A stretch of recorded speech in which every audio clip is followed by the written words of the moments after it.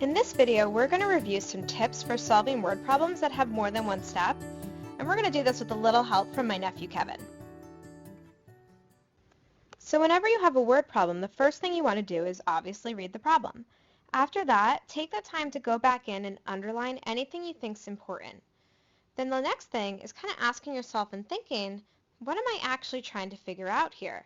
Because if I'm not sure what I'm trying to figure out, it's going to be pretty hard to solve the problem. So Kevin loves to eat. He eats 0.25 cups of cereal when it is time to eat.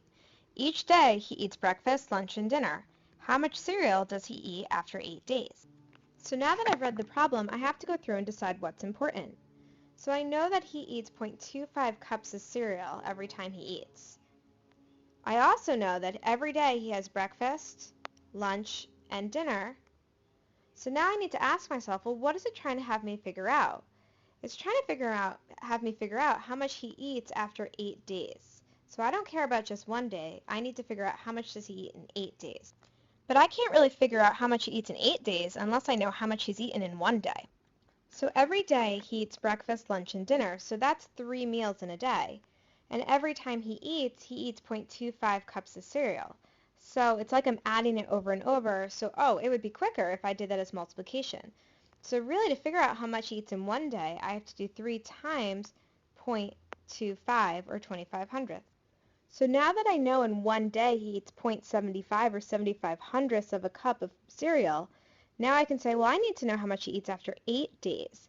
So if I'm saying each day, and I'm doing one day, then another day, then another day, it's like I'm adding it over and over again. So I'm going to think, that must be multiplication.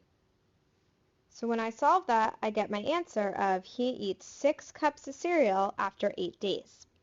And I always like to end with asking myself, is that a reasonable answer? Is it reasonable to think that a baby would eat 6 cups of cereal after 8 days? Yeah.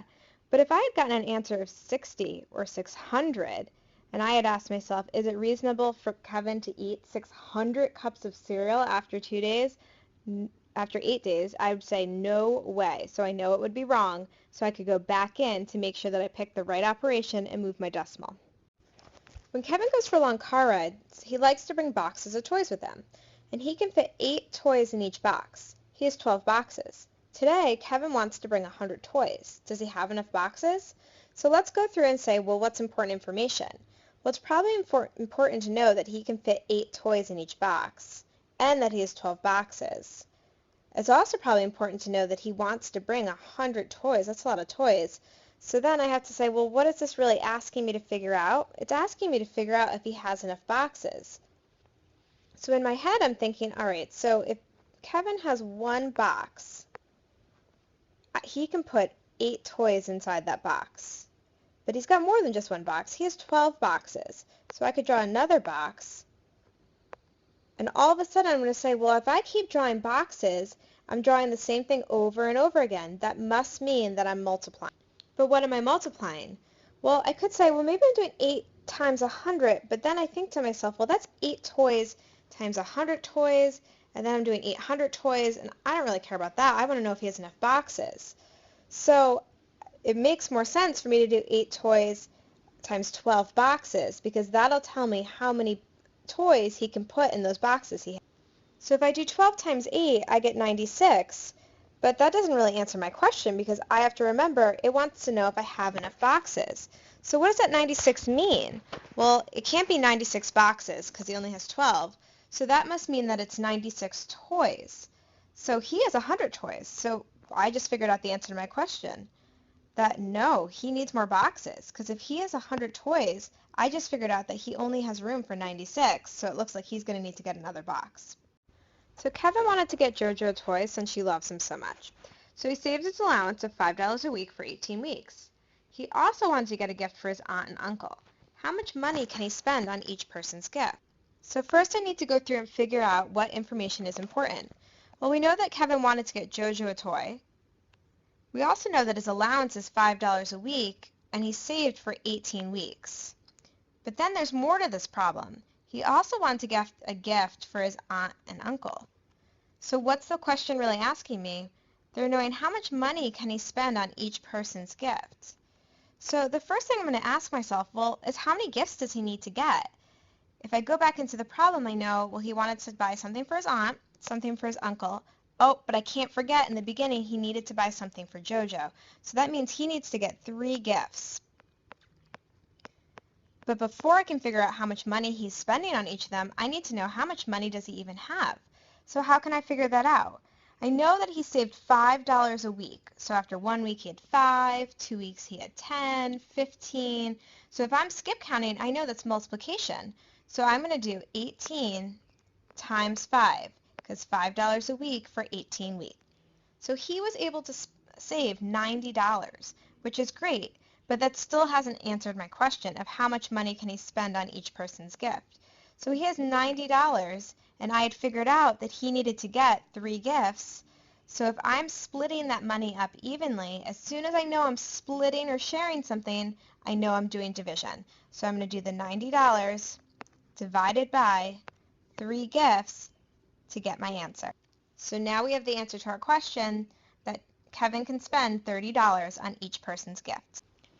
Kevin is organizing a trip for the students at Saks. He is inviting 6 classes.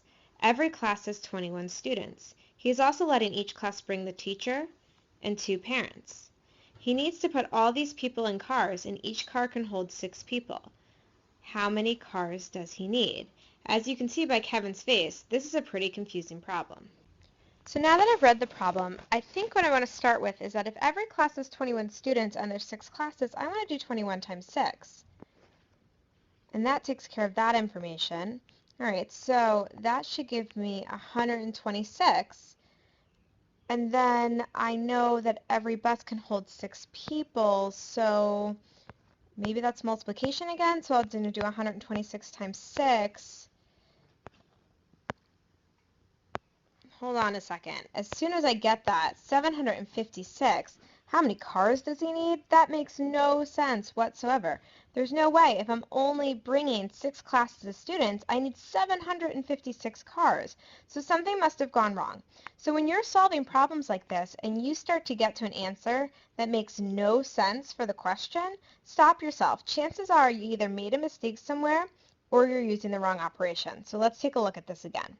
So the problem said he's inviting 6 classes and every class is 21 students. Well, that does sound like multiplication to me. So I think that maybe doing 21 times 6 was actually an okay place to start. But I'm going to keep looking back at it.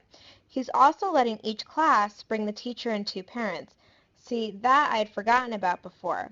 So really, if I have one class, I have 21 kids, but I also have a teacher and 2 parents. So I need to figure out how many people are really going with each class. So I'm adding those together. So 21 kids, 1 teacher, and 2 parents. Well, really, from every class, I have 24 people going.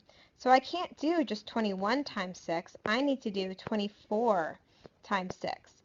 And that'll tell me how many people are going on this field trip. So that seems like a pretty good place to start. So that means that there's 144 kids going on the trip. And that sounds a little bit more reasonable to me. So now I have 144 kids going on this trip. So last time when I multiplied, my number got so big and that made no sense. So I'm going to go back to the problem. He needs to put those people in cars, and each car can hold 6 people. So before I saw each and thought multiplication, but it didn't make sense. So what's really going on in this problem? Well, he's actually putting people into cars, and that's a lot like splitting people up. Oh, so it must be division. So really I'm doing 144 divided by 6. And when I do that, I get an answer of 24. So that means that I need 24 cars. Now that seems like a more reasonable answer. So I have a little bit more faith in myself that this time I did the problem correctly. So here are my tips. Don't forget these things and you should be fine when you have a problem that looks a little intimidating at first. You have to read the whole problem. So many times we want to rush through it, only look at the numbers and keywords, but you really have to make sure that you're reading and figuring out exactly what are they giving you and what do you need to figure out. The next thing is, what is it really asking you to do? You have to really figure out what that question is trying to get you to solve for. Last but not least, make sure you have the right operation. If you get to the end and your answer makes no sense, like 600 cups of food or 756 cars, well then stop yourself. Chances are you chose the wrong operation. If you ask yourself, is my answer reasonable? It'll help you if you make any silly mistakes. The biggest thing with a multiple step word problem is to slow yourself down and make sure you understand what the problem is asking for.